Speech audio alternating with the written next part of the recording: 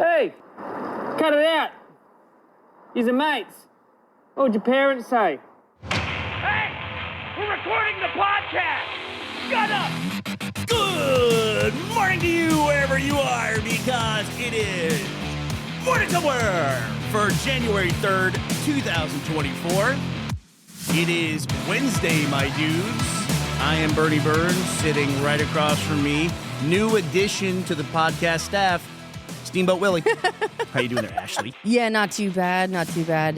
It's Wednesday. There's a lot going on in the world. I thought this morning I could just hit you with a couple of headlines so that you never want to go outside again. I got headlines, too. You got headlines, too? All right. You're not the only one in this family who can read, young lady. What do you got for me? All right, I'm gonna just, these are gonna come at you quick, and I just want your reactions, okay? Oh, boy. Go. Okay. Intruder breaks into the building of Colorado Supreme Court, allegedly fires shots and is arrested. Oh, that's terrible. Okay. Value of X has fallen 71% since the purchase by Musk, and name change from Twitter. I have thoughts about that. Kai Zhuang, a Chinese teen, has been found alive in the U.S. after a cyber kidnapping. Cyber kidnapping. Wow, okay. Japan Airlines plane is in flames at Tokyo airport. Was, now, no longer. It's two of them. They started the investigation today. North Carolina pastor arrested after police say he tried to push wife's coworker. What is going on in the world? Deep fryer. Lee J. Wait, did you say Myung, he pushed him into a deep fryer? tried to push his wife's coworker into a McDonald's deep fryer. That's some Sopranos level stuff right there.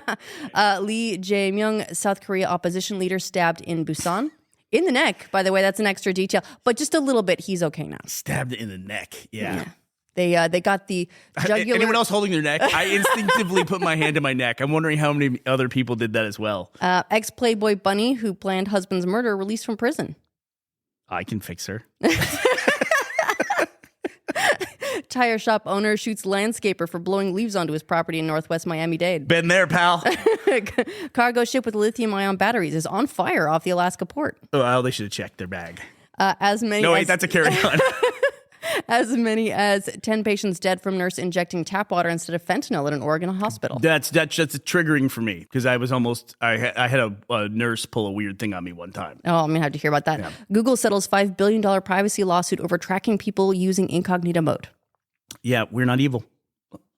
That's the Remember that? No, they removed that a long time ago, didn't they, from their creed? Yeah, the Google don't be evil. So that's my headlines. Happy Wednesday. Do you want to go outside? You missed a big headline, I think. What did I miss? I got a couple in here. Jack Black was cast as Steve in the Minecraft movie. I don't know how that, I don't know what that movie is now. It hasn't been through as many iterations as a potential Halo movie, but close. It feels like it's been stopped and started so many times. Yeah, it says here, film version of the game has been in the works. This is from Variety. This is Rebecca Rubin reporting. It's unclear what the Minecraft movie will be about or who is writing the screenplay. A film version of the game has been in the works for years with Sean Levy, Rob McElhenney, and Peter Sollett all at one point in talks to direct. Currently, the director is Jared Hess. It's set to imminently begin filming in New Zealand. Jared Hess is of Napoleon Dynamite fame. Interesting. I did want to mention this because we do seem to be moving into the era of video game movies and series as well, which has been coming for an incredibly long time. I wanted to mention this, though, because that might be enough information for you to know that Jack Black has been cast in Minecraft. Casting stuff's always weird because it also then reveals stuff about the movie, but people can't not make the announcements, you know? Occasionally you get like a Brad Pitt in Deadpool 2, spoiler, you know? But they have to hide that stuff. Like, I didn't even know. I think it's okay to talk about Deadpool 2 at this point. Nobody knew that Juggernaut was going to be in the movie.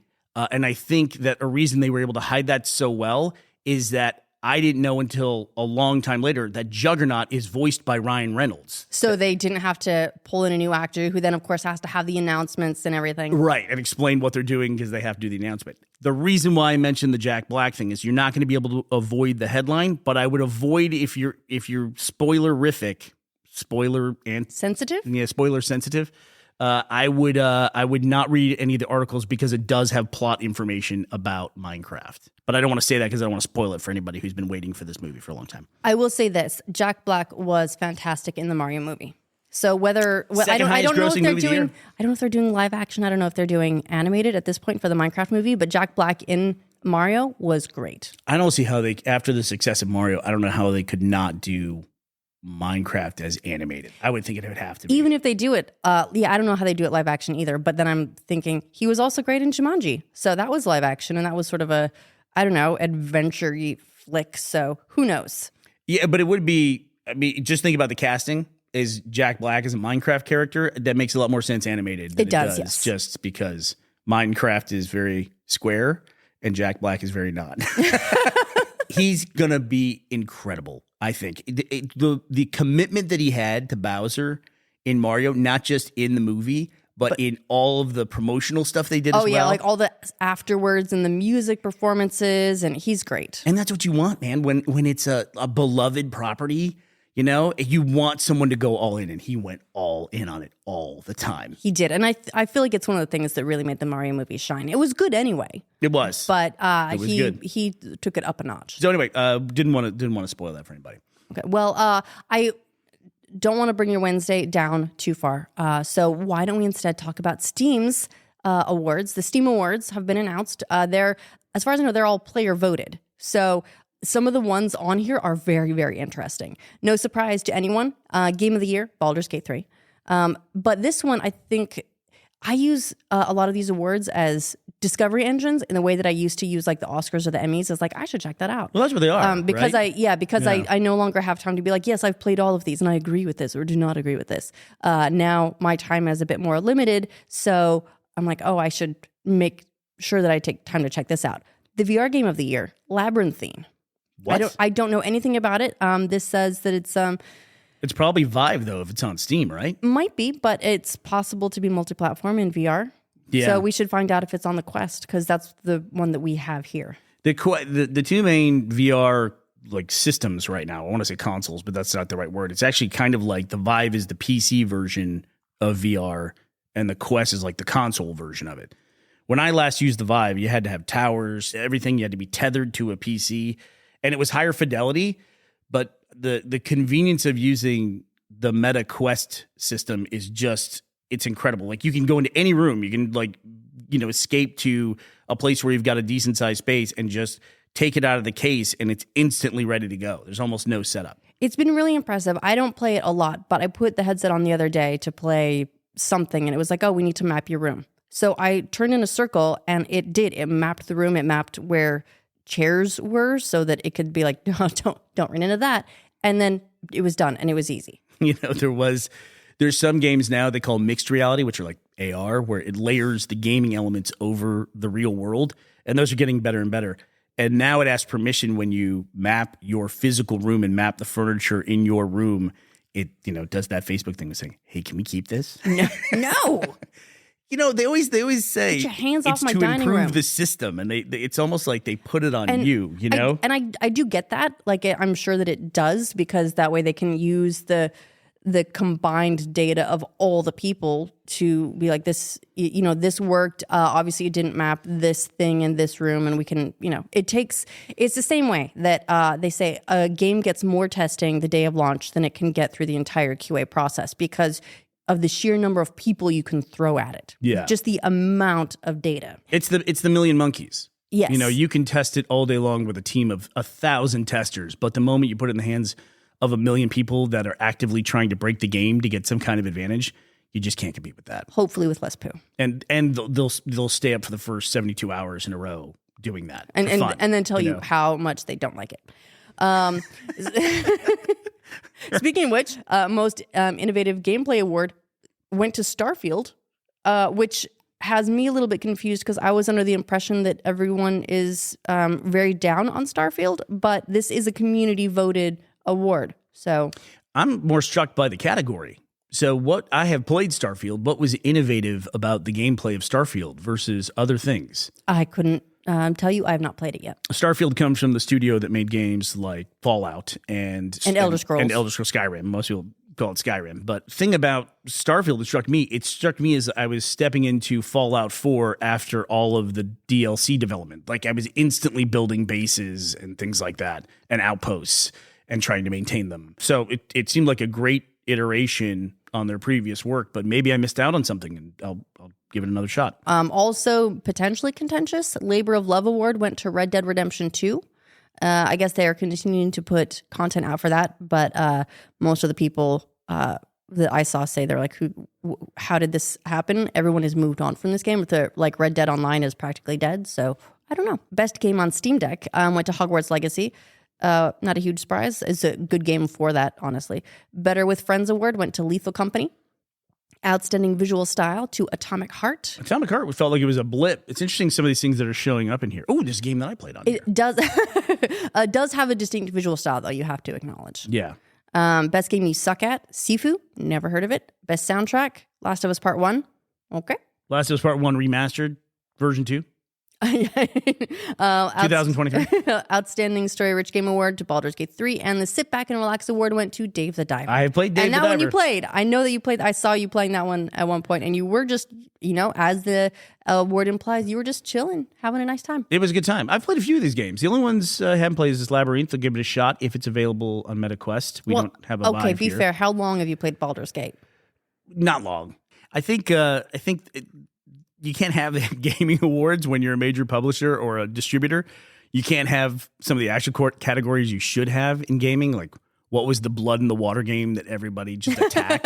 That was Starfield, right? For this year? Was maybe overhyped? Yeah, I feel like Starfield was one of those games where people really were expecting more and then not accepting of the game that they got. And then the game we all tried to boycott, which this year would have been Hogwarts Legacy. Hogwarts Legacy, yeah. That was the focus of the big boycott of the year. But it still did very, very well. Boycotts in video games don't tend to go very well. Not in general.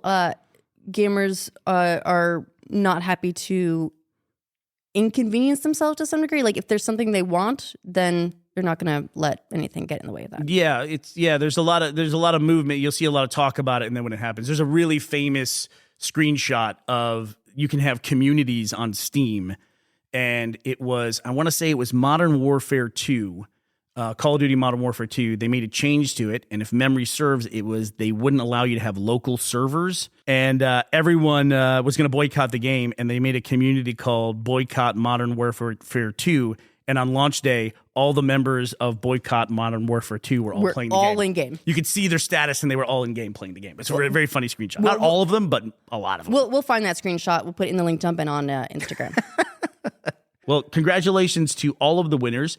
These are People's Choice Awards, essentially. So these are the ones that matter. Steam is the biggest place to buy video games on the web, As long as they are available on Steam, yes. As long as they're available, that's changed. It was almost in the past you couldn't do anything but Steam. But Epic's actually made a lot of progress in the last year with not only their store, but they've also been chipping away at the app stores that the mobile companies, the iOS companies have. Yeah, they recently, I think, won a lawsuit on that against Google specifically. They had another one against Apple that I think failed, but they did have one against Google that they won specifically because they said that Google took action to basically penalize other stores or other ways of buying things in favor of their own platform. Yeah, there was a decision made in the case of, I'm reading right here with Apple and Epic, where it was considered to be a split decision, but really what it was Epic was trying to chip away at Apple's 30% revenue rate that they get. It's crazy to think those app stores that they can pull 30% of revenue, not just from the sale of the app, but from sales within the app once they're purchased from there. It's crazy. If you're buying digital goods. So if you buy in-game currency or whatever, 30% of that goes to Apple, Google, goes to the storefront. Actually, though, you know what? Steam also takes 30%. That's the standard. 30%. Yeah. Wow. But it's why if you're on like iOS, you can't, like you go to the Kindle app for if you're an ebook reader, you can't buy Kindle ebooks in the app. You have to go to the website, which is exempt for reasons, and buy there, and then it will appear in your Kindle app, but you can't buy ebooks in the Kindle because then Apple would take 30%. X, formerly known as Twitter, which you talked about in your headline roundup, you're apocalyptic, whatever that was. Not on Wednesday, Ashley. That was not on a Wednesday. That was my audio doom scroll. The great. What a way to start your day. Musk was kind of highlighting that when he was trying to get everyone to sign up for what was Twitter Blue and I think is now called Premium. he was talking about how if you do it on the website, it felt like such a 2005 conversation because if he was saying like if you do it on the website, it'll be X% cheaper than doing it through the apps because of the charges that they have to pay to the app store companies and the iOS companies. And it's the 71% drop in the valuation is a really interesting thing because it was specifically Fidelity changed their valuation for their holding that they have in one of their funds for Twitter. It's kind of a hard thing to evaluate a private company. And once the stock deal went through where Musk and his investors acquired Twitter, then it became a private company again. So these are the events that then determine what the valuation of Twitter is. Of course, you don't know what anything's worth until it's sold, right? Yes. That's the end of the day. It's all pretend money until money changes hands. Right. I mean, the real deal, I think, more so than the valuation of the company is how much money are they burning at this point? That's the bigger question because if they're not making money, if advertisers are leaving and the subscriber numbers aren't coming up, then they're burning cash on the go. And we won't know that either until there's some kind of due diligence for a sale or something like that. But since so we covered Steam's thing, in the spirit of another community voting thing, I would like to talk about Triple J. Go ahead. Which you've probably never heard of. But this is an Australian thing. Came to mind because we got rated as the #1 podcast in Australia. Yeah, thanks, Hooray! Australia. Thank you, Australia. We were #1 for a couple days there. I think we back down to #2. It's a very respectable spot to be in. But it's very grateful for that. Thank you. It's January in Australia. That means it's Triple J Hottest 100 time. It's something Hottest 100. I'd never heard of it before I moved to Australia, but while I was there, it was a really big thing throughout the month of January. Everyone, can I guess what it is? Yes. They get 100 guys from Bondi Beach who are super hot in like little budgie smugglers. They put them on stage, and then they get a Australian hot lady and they put her up there, and then she has to pick. Like they ask her a question like, "Do you like surfers?" And she goes, "Arr, arr," and then they get rid of 50 of the guys. And is this right? Am I on the right track? No, not even close. It's music. Music. Okay. So it's where everyone in the country basically votes on the hottest 100 songs of the year.